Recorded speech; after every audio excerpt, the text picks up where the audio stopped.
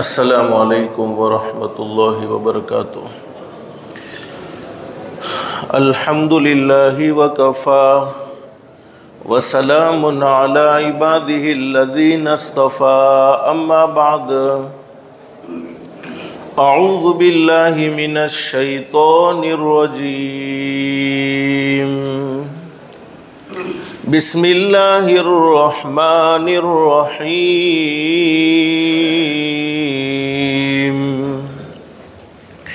وَإِذَا سَأَلَكَ عِبَادِي عَنِّي فَإِنِّي قَرِيبٌ أُجِيبُ دَعْوَةَ الدَّاعِ إِذَا دَعَانِ فَلْيَسْتَجِيبُوا لِي وَلْيُؤْمِنُوا بِي لَعَلَّهُمْ يَرْشُدُونَ۔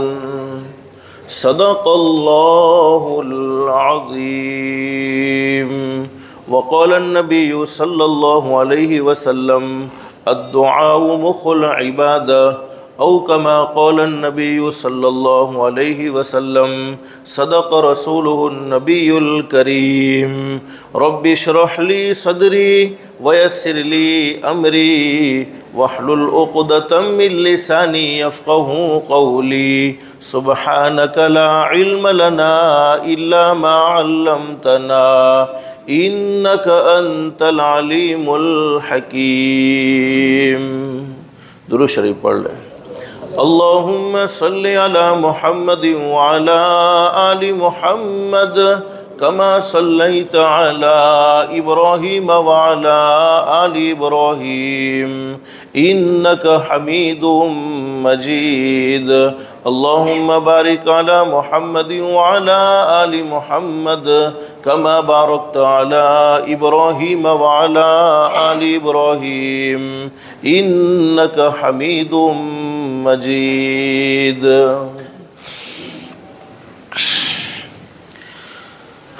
گرامی قدر علماء کرام، بزرگان محترم اور میرے پیارے دوستوں اور مدرسے میں ہال میں بیٹھ کر سننے والی محترمہ مائیں اور بہنیں، اللہ کا ہم سب پر بہت بڑا احسان اور بہت بڑا کرم ہے کہ اللہ پاک نے ہم سب کو جمعہ کی مبارک رات اور شب برات، دونوں مبارک راتوں میں اللہ پاک نے اپنے فضل و کرم سے اپنے گھر میں یعنی مسجد میں جمع فرمایا۔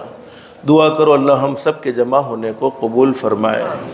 حدیث شریف میں حضرت نبی کریم صلی اللہ علیہ وسلم نے اپنی سچی زبان مبارک سے یہ بات بیان فرمائی، جمعہ کی رات کو ہمارے آقا حضرت محمد الرسول اللہ صلی اللہ علیہ وسلم نے روشن رات کہا ہے اور جمعہ کے مبارک دین کو روشن دین کہا ہے۔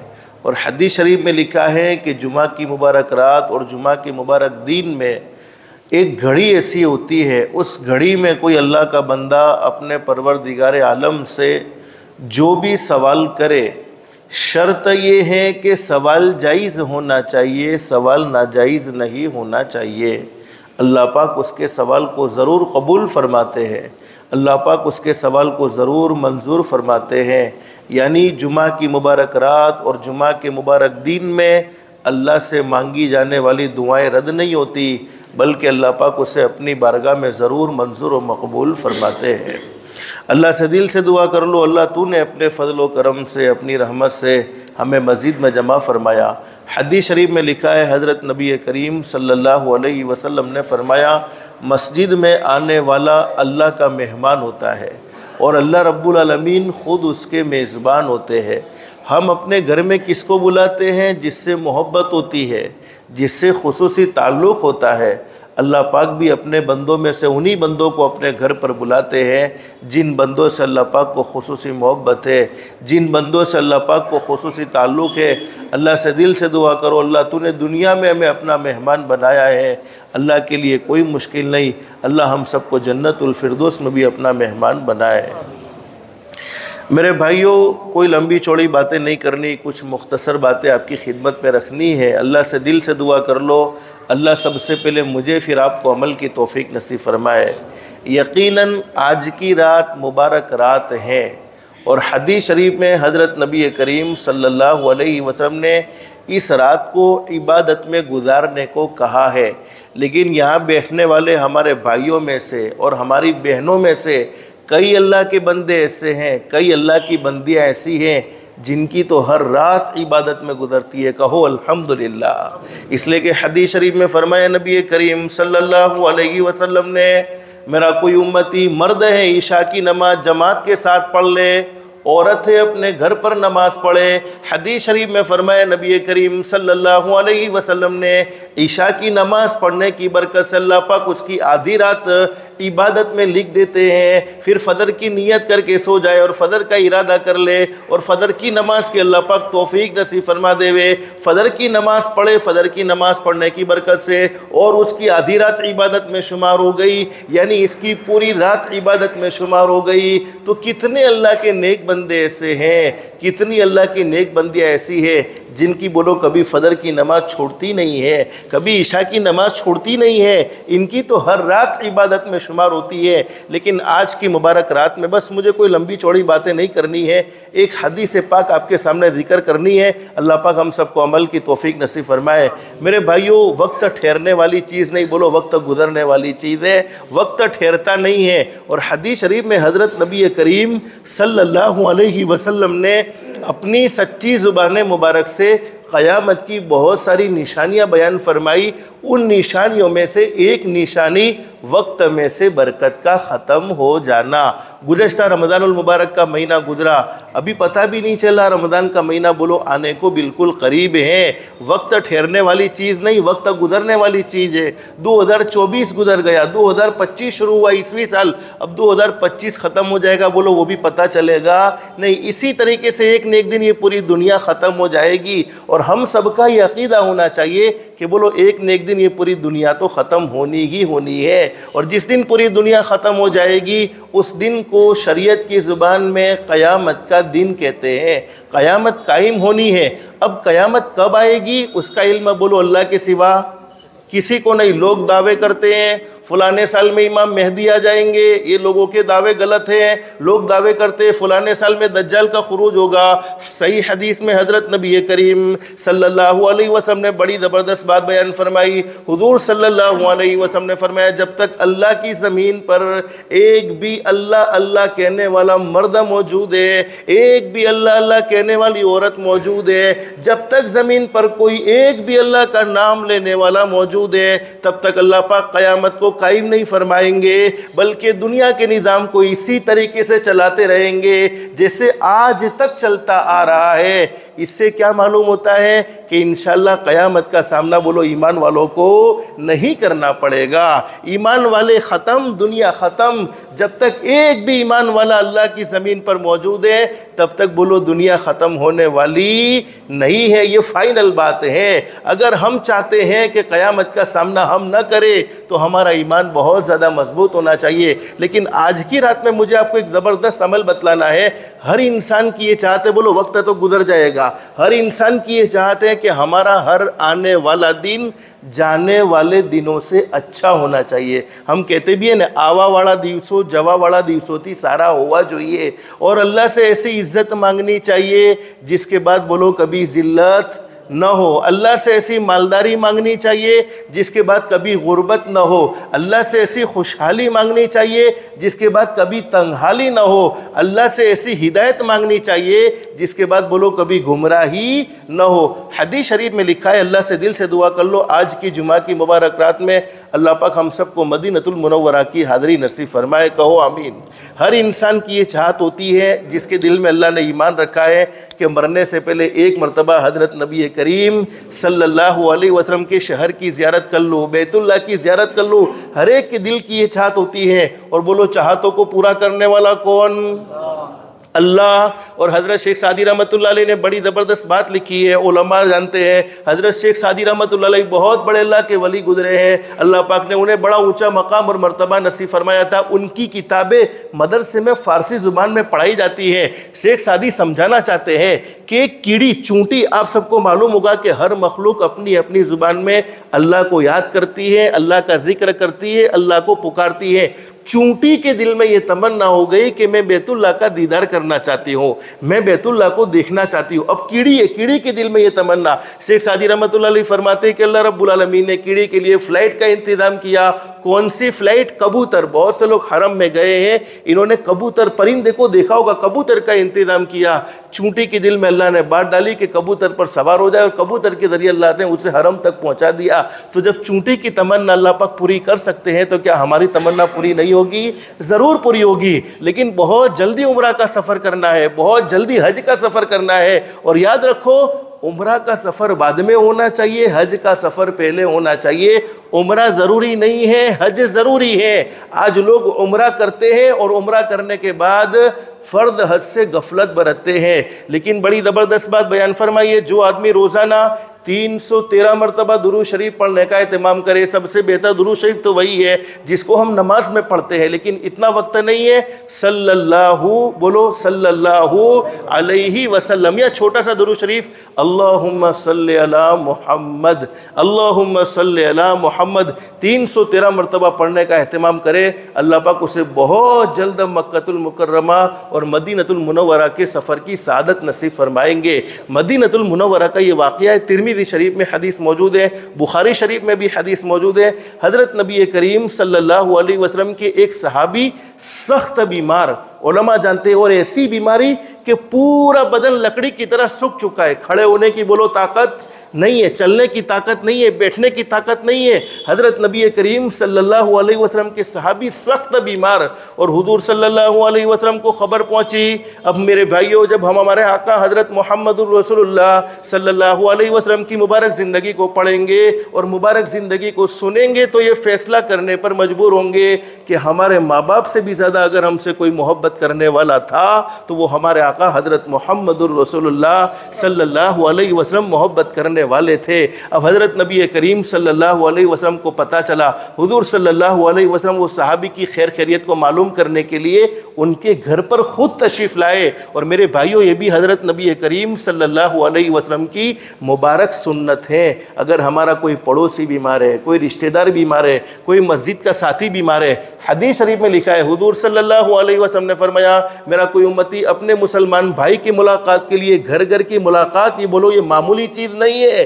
حدیث شریف میں بڑا زبردست فائدہ بیان فرمایا، میرا کوئی امتی اپنے بھائی کی ملاقات کے لیے یا کسی بیمار کی عیادت کے لیے نکلتا ہے، اللہ رب العالمین اس کے پیچھے ایک فرشتہ لگا دیتے ہیں، اور وہ فرشتہ پکار پکار کر کہتا ہے، تم کتنے بابرکت ہو، تمہارا چلنا کتنا بابرکت ہے، یقیناً تم نے اپنا ٹھکانہ جنت میں بنا لیا۔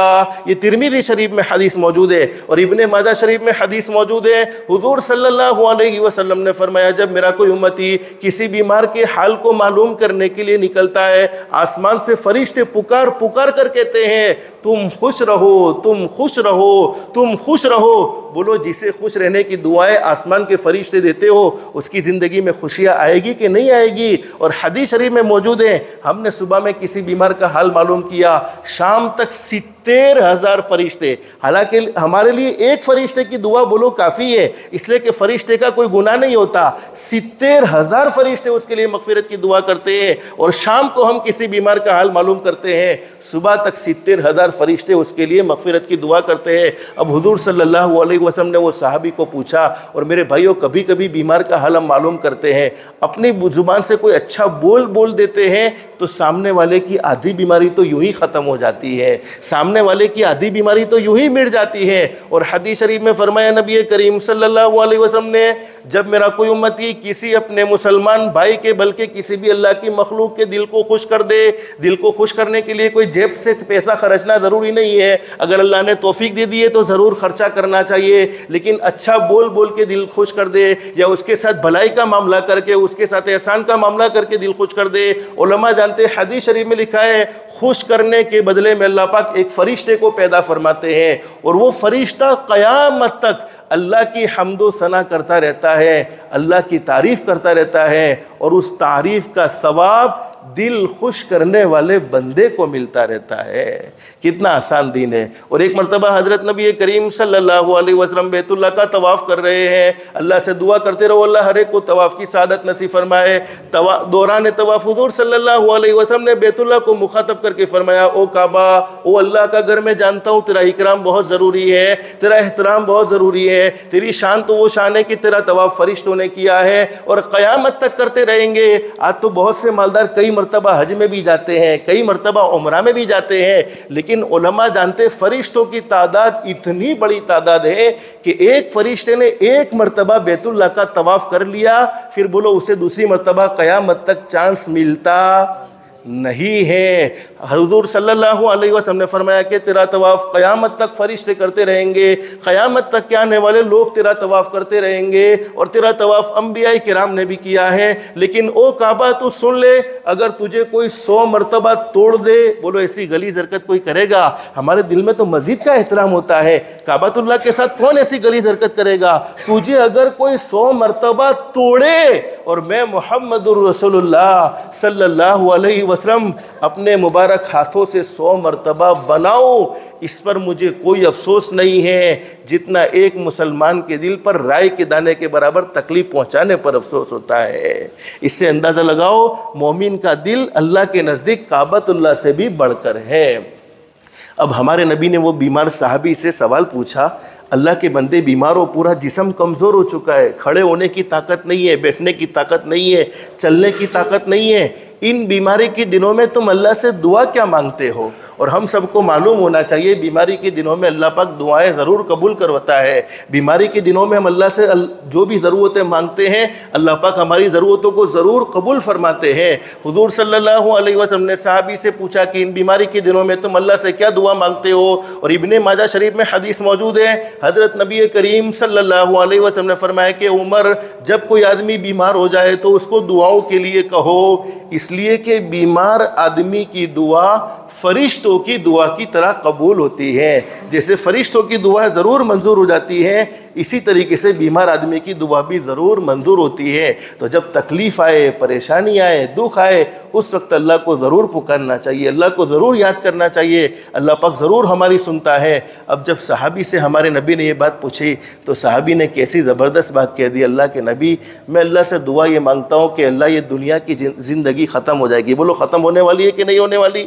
جب دنیا کی زندگی ختم ہو جائے گی تو بولو بیماری بھی ختم، اس لیے کہ دنیا کی تکلیف ہمیشہ ہمیش کی نہیں ہے۔ دنیا ختم، تکلیف ختم، راحت ہے تو راحت بھی ہمیشہ ہمیش کی نہیں، بلکہ دنیا ختم، راحت بھی بولو ختم۔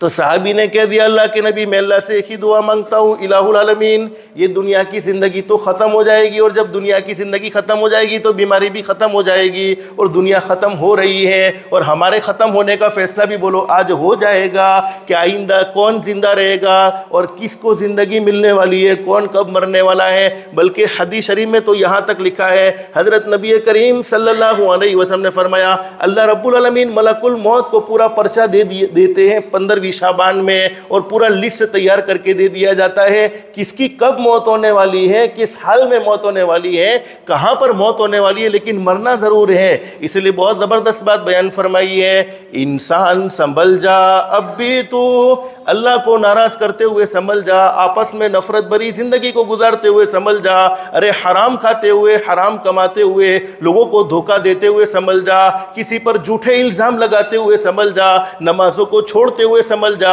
الصلاۃ خیر من النوم کی صداؤں کو روزانہ اپنے کانوں سے سنتا ہے، اس کے باوجود فجر کی نماز میں آرام سے سوتے رہتے ہیں، فجر کی نماز میں آرام سے سوتے ہوئے سنبھل جا، ارے سودی لین دین کرتے ہوئے سنبھل جا، انسان سنبھل جا اب بھی تو، انسان سنبھل جا اب بھی تو، مٹی میں ایک دن جانا ہے، تیرے بڑے بھی چلے گئے اور تیرا بھی نمبر آنا ہے۔ ہر ایک کو باری باری یہ دنیا چھوڑ دینی ہوگی۔ بولو کوئی دنیا میں ہمیشہ ہمیش کے لیے نہیں رہے گا۔ اور جس اولاد کی خاطر ہم اللہ کو ناراض کرتے ہیں، جس دنیا کی محبت کے خاطر ہم حرام کھاتے ہیں، حرام کماتے ہیں، جس دنیا کی محبت کے خاطر ایک بھائی نے دوسرے بھائی سے بولنا بند کر دیا ہے، تو سال گزر گئے ہیں، ایک پڑوسی دوسرے پڑوسی سے بات نہیں کرتا، سال گزر گئے ہیں، ایک رشتہ دار نے دوسرے رشتہ دار کی نفرت دل میں رکھی ہوئی ہے، سال گزر گئے ہیں۔ لیکن حقیقت کیا ہے؟ جب ہم دنیا سے جاتے ہیں تو حال کیا ہوتا ہے؟ جائے گا جب جہاں سے، جہاں یعنی دنیا، جائے گا جب جہاں سے، جائے گا جب جہاں سے کوئی نہ ساتھ ہوگا، 2 गज कफन का टुकड़ा तेरा लिबास होगा। दुनिया में सब यहाँ का यहाँ रह जाएगा, सिर्फ साथ में जाएगा तो बोलो क्या जाएगा? सिर्फ कफन, और उसमें भी शक। उलमा फरमाते कि मौत का आना तो बरहक है और कफन के मिलने में तो बोलो शक है, वो भी यकीनी नहीं। लेकिन सहाबी ने बड़ी ज़बरदस्त बात कह दी, अल्लाह के नबी दुनिया की ज़िंदगी तो ख़त्म हो जानी है, एक न एक दिन कब्र के हवाले हो जाना है। जब दुनिया की ज़िंदगी ख़त्म हो जाएगी तो बीमारी भी ख़त्म हो जाएगी, तकलीफ़ भी ख़त्म हो जाएगी। ए अल्लाह, मैं अल्लाह से दुआ मांगता हूँ। सहाबी कहते ए अल्लाह, ये दुनिया की ज़िंदगी में कोई तकलीफ़ नहीं, इसलिए कि दुनिया की तकलीफ़ बोलो आखिरत की तकलीफ़ के मुकाबले में कोई तकलीफ़ नहीं है। दुनिया की राहत आखिरत की राहत के मुकाबले में बोलो कोई राहत नहीं है। तो सहाबी ने कह दिया अल्लाह के नबी, मैं अल्लाह से की दुआ मांगता हूँ, अल्लाह ये दुनिया की ज़िंदगी में तुझे जितनी तकलीफ़ें मुझे देनी है दे दे, लेकिन आखिरत की तकलीफ़ से तू मुझे बचा लेना। कैसी प्यारी दुआ मांग रहे हैं। बुखारी शरीफ में हदीस मौजूद है, उलमा जानते हैं हुजूर सल्लल्लाहु अलैहि वसल्लम ने सहाबी की ये बात को सुनकर चेहरे पर नाराज़गी का इजहार फरमाया, और हमारे नबी सल्लल्लाहु अलैहि वसल्लम ने फरमाया अल्लाह के बंदे तुम ये कैसी दुआ मांगते हो? अरे दुनिया की तकलीफ़ तुम बर्दाश्त बोलो नहीं कर सकोगे। दुनिया की तकलीफ़ बर्दाश्त होती है, थोड़ी सी गर्मी बर्दाश्त नहीं होती, थोड़ी सी सर्दी बर्दाश्त नहीं होती, थोड़ा सा बुखार बर्दाश्त नहीं होता, थोड़ी सी कोई और ज़िंदगी में तकलीफ़ आ जाए बोलो हम बर्दाश्त कर सकते नहीं है। जब दुनिया की तकलीफ़ बर्दाश्त नहीं हो सकती है तो बोलो आखिरत की तकलीफ़ कैसे बर्दाश्त होगी? आखिरत की तकलीफ़ भी बोलो बर्दाश्त नहीं होगी। अब हज़रत नबी करीम सल्लल्लाहु अलैहि वसल्लम ने सहाबी को एक दुआ बतलाई है, बस वो दुआ मैं आज आपको बतलाना चाहता हूँ। इस दुआ का एहतिमाम करेंगे, अल्लाह पाक जिंदगियों में सुकून और इत्मीनान नसीब फरमा देगा। बल्कि उलमा ने बड़े ज़बरदस्त फ़ायदे इस दुआ के बयान फरमाए हैं। अगर कोई आदमी कर्ज में डूब चुका है, निकलने की कोई शक्लो सूरत उसके सामने नहीं है, इस दुआ का एहतिमाम कर ले, अल्लाह पाक पहाड़ों से भी बड़े कर्ज से नजात नसीब फरमा देगा। अरे ज़ाती मकान नहीं है, खुद का मकान नहीं है और अपना ज़ाती मकान चाहता है, इस दुआ का एहतिमाम करे, अल्लाह पाक उसके लिए असबाब पैदा फरमा देगा। और घर में जवान बेटा, घर में जवान बेटी है लेकिन कोई मुनासिब रिश्ता नहीं मिलता, इस दुआ का एहतिमाम करे, अल्लाह पाक नेक साले जोड़ों के आसमानों से फैसले फरमा देगा। शादी हो गई है लेकिन नेक साले औलाद नहीं हो रही है, औलाद के लिए तड़प रहे हैं, अल्लाह से इस दुआ का एहतिमाम करे, अल्लाह पाक ज़रूर फरमा बरदार नेक साले औलाद नसीब फरमाएगा। अल-गर्ज़, जितनी हमारी दुनिया की ज़रूरतें हैं, जितनी हमारी आखिरत की ज़रूरतें हैं, तमाम की तमाम ज़रूरतें अल्लाह पाक इस दुआ की बरकत से पूरी फरमा देगा।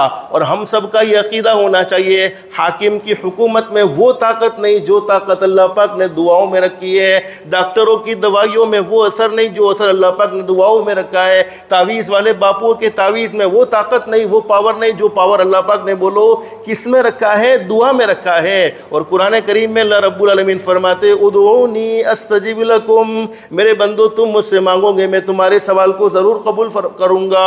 और हज़रत नबी करीम सल्लल्लाहु अलैहि वसल्लम ने फरमाया दुआ अल्लाह को बहुत ज़्यादा पसंद है। अल्लाह के नज़दीक सबसे ज़्यादा मुकर्रम कोई चीज़ है तो अल्लाह पाक को वो अपने बंदे की कैफियत बड़ी ज़बरदस्त पसंद है। बोलो हमारा बेटा हमारे सामने रोवे, छोटा बेटा और ज़िद करे तो कब तक हम इसको रोने देंगे? नहीं, एक लिमिट तो होती है ना कि नहीं अब मैं मेरे बेटे का रोना बर्दाश्त नहीं कर सकता। अब उसने जो मांगा है अगर वो मुनासिब है तो हम बोलो इसकी ज़िद पूरी कर देते हैं कि नहीं कर देते? अरे बोलो न, कर देते हैं। जब छोटा बेटा हमारा, हालांकि लोग कहते हैं अल्लाह पाक 70 माओं से ज़्यादा मेहरबान, अरे 70 माएँ नहीं 70 करोड़ माओं के दिल में जितनी मोहब्बत है उससे कई गुना ज़्यादा मोहब्बत करने वाला हमारा पैदा करने वाला अल्लाह है। हदीस शरीफ में फरमाया नबी करीम सल्लल्लाहु अलैहि वसल्लम ने, जब हम अल्लाह की ज़मीन पर गुनाह करते हैं, बोलो कदम कदम पर हमसे गुनाह होते हैं, लेकिन हमारा पैदा करने वाला कभी कभी हमें गोल्डन चांस और गोल्डन मौके देता है। आज 15वीं शाबान की रात में हज़रत नबी करीम सल्लल्लाहु अलैहि वसल्लम ने फरमाया आसमान दुनिया पर अल्लाह रब्बुल आलमीन तशरीफ़ लाते हैं और पूरी रात ऐलान करते हैं हल मिन मुस्तगफिरिन, है कोई बख्शिश का तलबगार जिसने पूरी ज़िंदगी गुनाहों में गुजार दी हो, जिसने पूरी ज़िंदगी नाफरमानी में गुजार दी हो, आज वो मुझसे सच्चे दिल से माफ़ी मांगे, मेरी इज़्ज़त की कसम मैं उसकी ज़िंदगी भर के सारे गुनाहों को माफ़ कर दूँगा। इसी तरीके से अल्लाह रब्बुल आलमीन हर ज़रूरत का नाम ले लेकर ऐलान करते हैं, है कोई रोज़ी के मामले में बड़ा परेशान, جس کو حلال پاکیزہ روزی نہیں ملتی ہے، آج وہ مجھ سے حلال پاکیزہ روزی کا سوال کرے، میں اس کے لیے حلال پاکیزہ روزی کے دروازے کھول دوں گا۔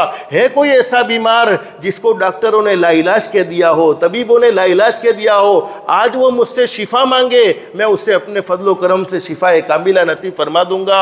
اللہ پاک حدیث کے الفاظ فلاں فلاں ضرورتیں، یعنی جتنی ہماری ضرورتیں، ہر ضرورت کا نام لے لے کر اللہ پاک اعلان کرتے ہیں۔ اللہ رب العالمین بولو بڑے کریم ہے، بڑے رحیم ہے۔ ماں کے دل میں جتنی محبت ہے اس سے کئی گنا زیادہ محبت کرنے والا بولو کون؟ ہمارا پیدا کرنے والا اللہ۔ تو جب ماں باپ اپنی نافرمان اولاد کو بولو دکھی دیکھنا پسند نہیں کرتے ہیں، اولاد کتنی بھی نافرمان کیوں نہ ہو، لیکن ماں باپ اولاد کو تو راحت میں دیکھنا چاہتے ہیں، اولاد کو تکلیف میں دیکھنا نہیں چاہتے ہیں، تو پیدا کرنے والا اللہ تو بہت زیادہ مہربان ہے، وہ اپنے بندوں کو کیسے تکلیف میں دیکھنا برداشت کرے گا؟ تو اللہ سے مانگیں گے، اللہ پاک ضرور قبول کرے گا۔ اور اس دعا کی برکت سے میں آپ کو دعا بتلاؤں، اکثر کو یاد ہوگی۔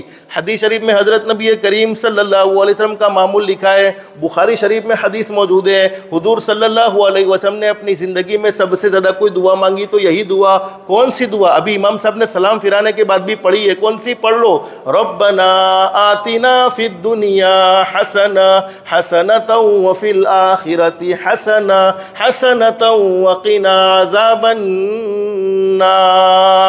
حالانکہ دعا کتنی چھوٹی سی ہے، کئی سالوں سے ہم پڑھتے بھی آئے ہوں گے، سنتے بھی آئے ہوں گے، لیکن آج استحضار کے ساتھ پڑھو، ربنا آتنا فی الدنیا حسنہ۔ اب دعا کا مطلب، مفہوم، اے اللہ تو ہماری دنیا اچھے سے اچھی بنا دے۔ بولو جس کی دنیا خود اللہ اچھی بنانے کا فیصلہ کر لے، اس کی دنیا کو کوئی اجاڑ سکتا ہے؟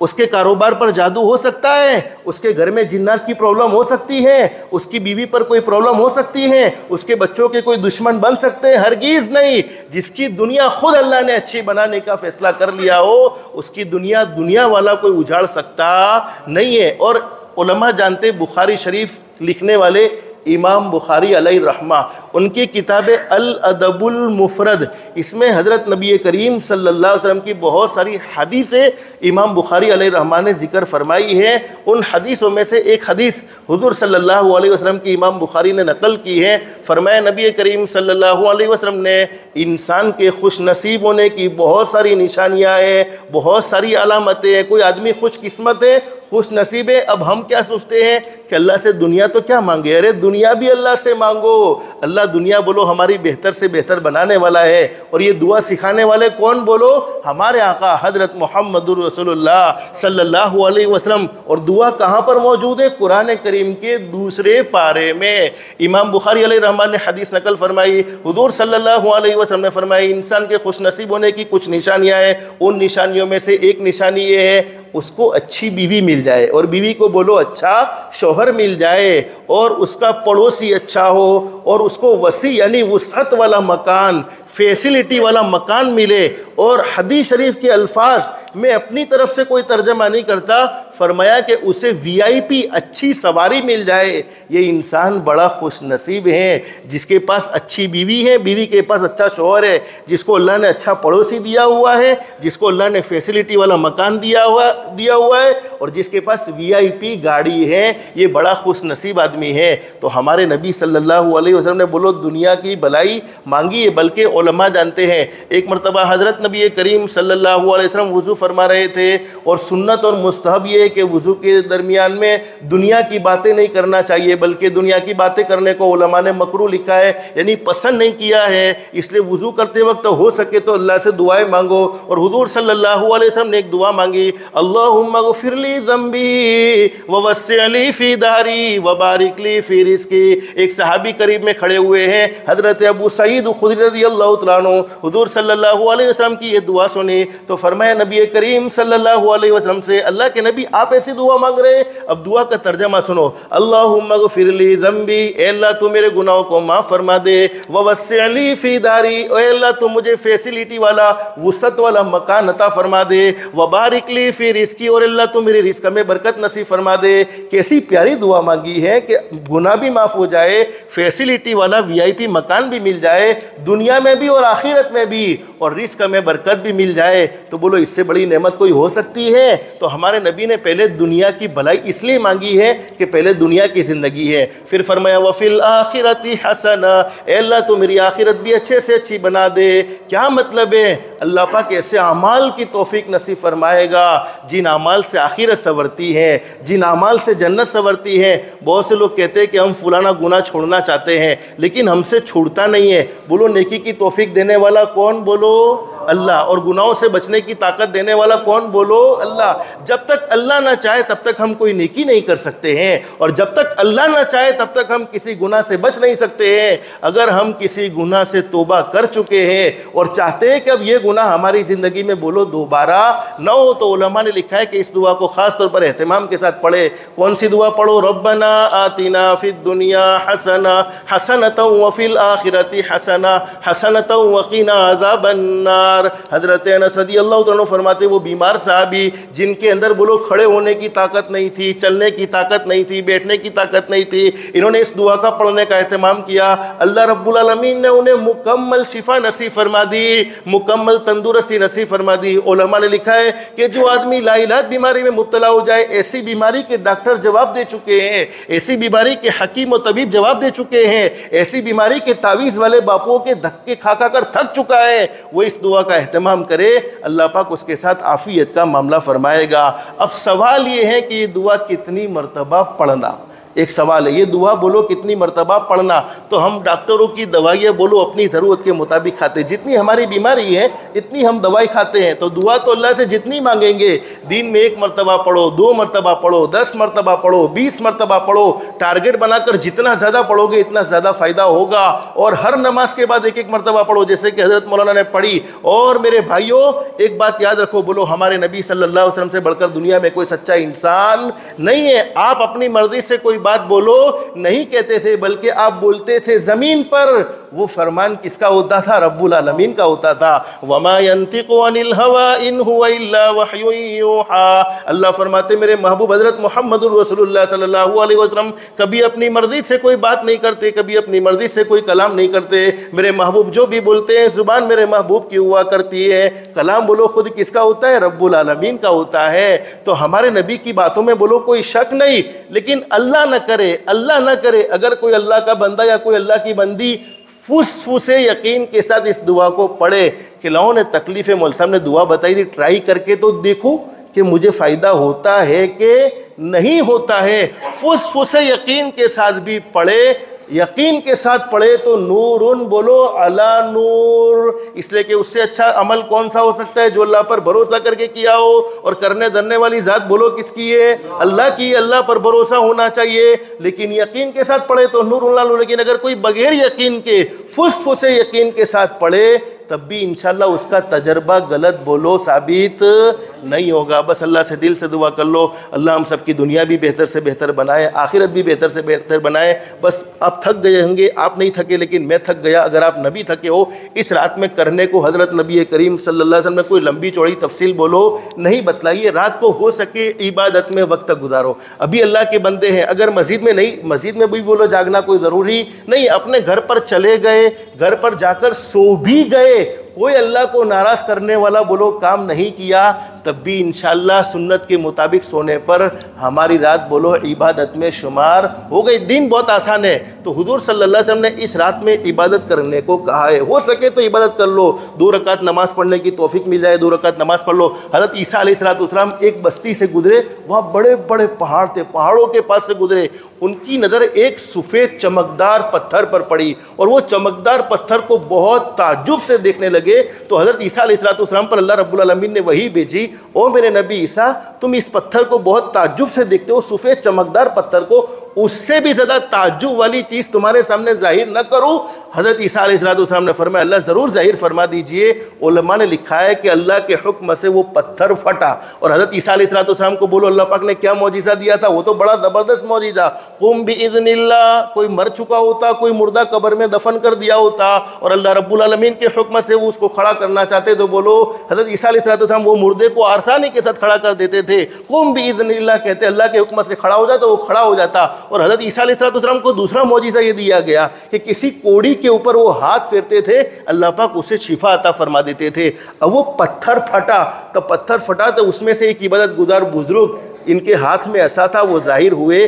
تو ان بزرگ سے انہوں نے پوچھا کہ اللہ کے ولی تم اس پتھر میں کتنے سال سے ہو؟ کہا 400 سال سے یہاں پر عبادت کرتا ہوں. اب حضرت عیسیٰ علیہ السلام کو بڑا تعجب ہوا کہ اللہ یہ 400 سال سے یہ بزرگ یہاں پر عبادت میں مصروف ہے، تو مجھے تو ایسا معلوم ہوتا ہے کہ اس سے زیادہ عبادت گزار بندہ بولو کوئی ہو سکتا نہیں ہے. اللہ رب العالمین نے فرمایا میرے نبی عیسیٰ سن لو، میرے آخری نبی حضرت محمد الرسول اللہ صلی اللہ علیہ وسلم شان والے نبی کی شان والی امت کو 15ویں شعبان کی رات ملے گی، اور 15ویں شعبان کی رات میں وہ صرف 2 رکعت نفل نماز پڑھ لے، وہ اس بزرگ کی 400 سال کی عبادت سے افضل ہے. تو کچھ نہیں ہو سکتا تو صرف 2 رکعت نماز پڑھ لیں گے اور سو جائیں گے، تب بھی بولو اللہ رب العالمین ضرور کرم کا معاملہ فرما دے گا.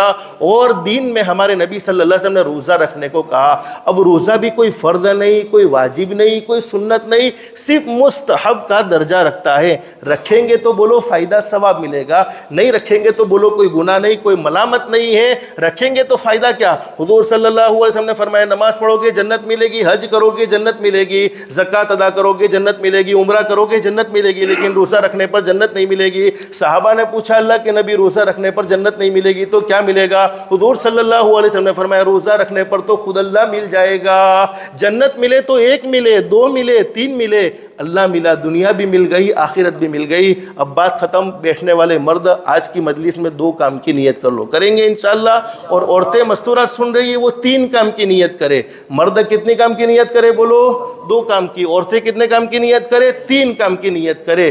اگر یہ 2 کام مردوں نے کیے، 3 کام عورتوں نے کیے، دنیا والے ہمیں اچھا کہے نہ کہے. دنیا والوں کے اچھا کہنے سے بولو کچھ ہوتا نہیں ہے، اور دنیا والے برائی کرے تب بھی کچھ ہوتا نہیں ہے. اس لیے کہ وہ برائی کریں گے تو نیکی کس کو ملے گی؟ ان کی نیکی ہم کو ملے گی. اور آج کی مبارک رات میں اللہ پاک بہت سے لوگوں کو معاف فرما دیتے ہیں، لیکن جس نے شرک کیا ہے، اللہ کے ساتھ کسی اور کو شریک ٹھہرایا ہے، اللہ کو بھی معبود سمجھتا ہے اور اللہ کے علاوہ کو بھی معبود سمجھتا ہے، اس کی بولو آج کی رات میں مغفرت نہیں ہوتی. دل میں حسد رکھنے والا، دل میں جلن رکھنے والا، دل میں کینہ رکھنے والا، دشمنی رکھنے والے کی بھی مغفرت نہیں ہوتی ہے. اور فرمایا نبی کریم صلی اللہ علیہ وسلم نے ماں باپ کے نافرمان آدمی کی بھی مغفرت نہیں ہوتی ہے، شراب پینے والے کی بھی مغفرت نہیں ہوتی ہے. اس لیے شراب سے بھی توبہ کر لینی چاہیے. اور پاجامہ تخنوں کے نیچے رکھنے والا، بڑی بڑی مقدس راتوں میں اللہ پاک سب کو معاف فرما دیتے ہیں، لیکن پاجامہ جو مرد ہے تخنوں سے نیچے رکھتے ہیں اللہ پاک ان پر نظر کرم بولو نہیں فرماتے ہیں. لیکن آج 2 کام کی نیت کریں گے انشاءاللہ. اگر یہ 2 کام کی نیت ہم کرتے ہیں، دنیا والے ہمیں اچھا کہے نہ کہے، دنیا والے ہماری عزت کرے نہ کرے،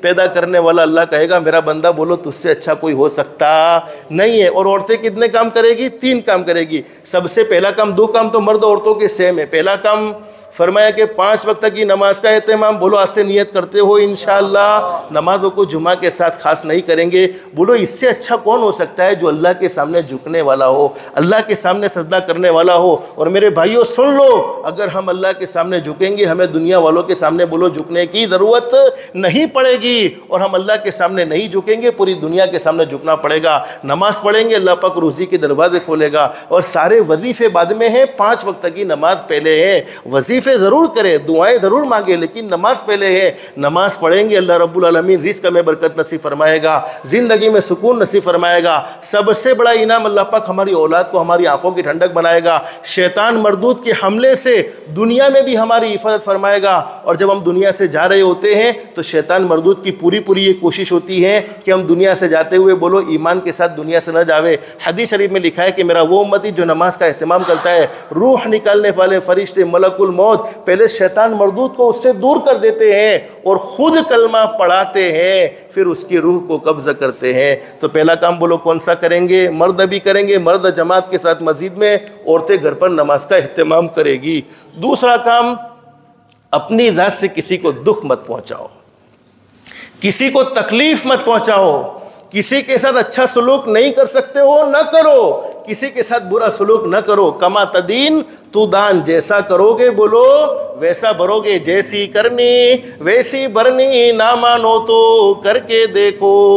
جنت بھی ہے دوزخ بھی ہے، نہ مانو تو مر کے دیکھو.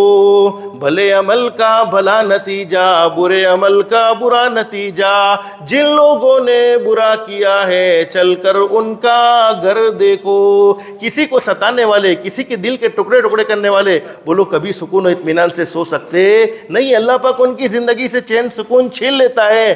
ہاں جسے ستایا ہے، جس کا حق مارا ہے، اسے تو کبھی نہ کبھی سکون مل جاتا ہے، لیکن ستانے والوں کو بولو کبھی سکون ملتا نہیں ہے۔ حدیث شریف میں فرمایا نبی کریم صلی اللہ علیہ وسلم نے، اللہ رب العالمین بڑے کریم ہے، بڑے رحیم ہے، پوری زندگی گناہوں میں گزر جائے، پوری زندگی نافرمانی میں گزر جائے، لیکن صرف ایک مرتبہ سچے دل سے کہہ دیا جائے، کہو استغفر اللہ، کہو استغفر اللہ، استغفر اللہ، جس کے معنی یہ ہے کہ اللہ میں تجھ سے معافی مانگتا ہوں، مرد ہے عورت ہے، اے اللہ میں تجھ سے معافی مانگتی ہوں۔ اللہ رب العالمین فرماتے، او میرے بندے، او میری بندی، تو نے مجھ سے معافی مانگی ہے، میری عزت کی قسم میں نے تیری زندگی بھر کے سارے گناہوں کو معاف کر دیا ہے۔ کبھی کبھی ہم دنیا والوں سے معافی مانگتے ہیں تو وہ تانا بھی دے دیتے ہیں، کیا تانا دیتے ہیں؟ تمہیں معاف کرنے جیسا تھا تو نہیں، لیکن رمضان کا مہینہ آ رہا ہے اس لیے تمہیں معاف کر دیتے ہیں، شب برات آ رہی ہے اس لیے تمہیں معاف کر دیتے ہیں، حج میں جا رہے ہو اس لیے تمہیں معاف کر دیتے ہیں۔ بولو دنیا والے کبھی کبھی تانا دیتے کہ نہیں دیتے؟ لیکن پیدا کرنے والا اللہ کیا فرماتے؟ التائب من الذنب کمن لا ذنب لہ، او میرے بندے میں نے تجھے ایسا معاف کر دیا ہے میری عزت کی قسم جیسا کہ تو نے اپنی زندگی میں کبھی کوئی گناہ کیا ہی نہیں تھا۔ بولو اللہ رب العالمین بڑے کریم بڑے رحیم، پوری زندگی گناہوں میں گزر جائے لیکن ایک مرتبہ سچے دل سے کہہ دیا جائے اے اللہ میں تجھ سے معافی مانگتا ہوں، اللہ ضرور معاف فرما دیتے ہیں۔ لیکن دو پرابلم زندگی میں ایسی ہے، دو گناہ ایسے ہیں جن کی سزا مرنے کے بعد تو ملتی ہی ملتی ہے، مرنے سے پہلے پہلے دنیا میں بھی ضرور مل جاتی ہے۔ نمبر ایک، جس نے اپنے ماں باپ کے دل کے ٹکڑے ٹکڑے کیے ہو، ماں باپ کو ستایا ہو، ماں باپ کو ناراض کرنے والا بولو کبھی سکون و اطمینان کی زندگی نہیں گزار سکتا۔ ہر نعمت کا بدل موجود ہے، بیوی کا بدل دوسری بیوی، بیٹے کا بدل دوسرا بیٹا، لیکن ماں باپ کا بولو کوئی بدل نہیں ہے۔ اس لیے ماں باپ کی ہمیشہ قدر کرو، ماں باپ کے ساتھ محبت کا معاملہ کرو، ماں باپ کو تکلیف نہ پہنچاؤ۔ اگر ماں باپ موجود ہیں ان کی خدمت کر کے اپنے اوپر جنت کو لازم کر لو، اور دنیا سے چلے گئے ہیں تو ان کے لیے استغفار کرے، ان کے لیے ایصال ثواب کرے۔ تو فرمایا جس نے ماں باپ کو ناراض کیا دنیا میں مرنے سے پہلے پہلے اسے ضرور سزا ملتی ہے۔ اور نمبر دو، جس نے کسی پر ظلم کیا، زیادتی کی، کسی کا دل دکھایا، ظالم کو اللہ پاک ڈھیل ضرور دیتے ہیں لیکن ظالم کو پکڑتے بھی ضرور ہیں، اور جب ظالم کو اللہ پاک پکڑتے ہیں تو اللہ کی پکڑ سے بولو ظالم کو کوئی تعویذ والا باپو بچا سکتا نہیں ہے۔ اس لیے کبھی کسی پر ظلم نہ کرو۔ میں اپنی بہنوں سے، بیٹیوں سے، ماؤں سے اور آپ سے بھی کہوں گا، سامنے والا کمزور ہوتا ہے، بولو پیدا کرنے والا اللہ کمزور نہیں ہوتا، وہ کمزوروں کی طرف سے ضرور جواب دیتا ہے۔ یہ مرد دو کام کریں گے، عورتیں تیسرا کام یہ کرے گی کہ اپنے آپ کو پردے میں رکھنے کا اہتمام کرے۔ یہ پردہ کرنا کوئی مولویوں کا حکم نہیں ہے، کوئی اللہ کے نیک بندوں کا حکم نہیں ہے، ڈائریکٹ رب العالمین کا حکم ہے۔ اور یہ رب العالمین نے حضرت نبی کریم صلی اللہ علیہ وسلم سے فرمایا، میرے محبوب اپنی بیٹیوں سے بھی کہو، اپنی بیویوں سے بھی کہو کہ پردے میں رہے۔ تو یہ تم اسلام میں بڑی قیمتی ہو، عورتیں اسلام میں بہت قیمتی ہے، اور قیمتی چیز کو بولو آدمی کھلا چھوڑتا نہیں ہے بلکہ اسے چھپا کر رکھتا ہے۔ تو ماں بہنوں سے یہ درخواست ہے کہ یہ حکم اللہ کا ہے، حضرت نبی کریم صلی اللہ علیہ وسلم کا حکم ہے، تو پردے میں رہنے کا خاص طور پر اہتمام کرے۔ بس اللہ رب العالمین نے کچھ ضروری باتیں دل میں ڈالی، آپ کے سامنے رکھی ہے۔ اللہ پاک سب سے پہلے مجھے پھر آپ کو عمل کی توفیق نصیب فرمائے، ہماری دنیا بھی بہتر سے بہتر بنائے، آخرت بھی بہتر سے بہتر بنائے، اللہ کے احکام کے مطابق حضرت نبی کریم صلی اللہ علیہ وسلم کے طریقے کے مطابق زندگی گزارنے کی توفیق و سعادت نصیب فرمائے۔ اللہ پاک ہم سب کو کہنے سننے سے زیادہ اخلاص، استخلاص اور استقامت کے ساتھ عمل کی توفیق نصیب فرمائے۔ آمین یا رب العالمین۔ وآخر دعوانا ان الحمد للہ رب العالمین۔ استغفر اللہ الذی لا الہ الا هو۔ موجود سوائے اللہم لک الحمد کما انت اہل فصلی وسلم علی سیدنا محمد کما انت اہل وفل بنا ما انت اہل فإنک اہل التقوی و اہل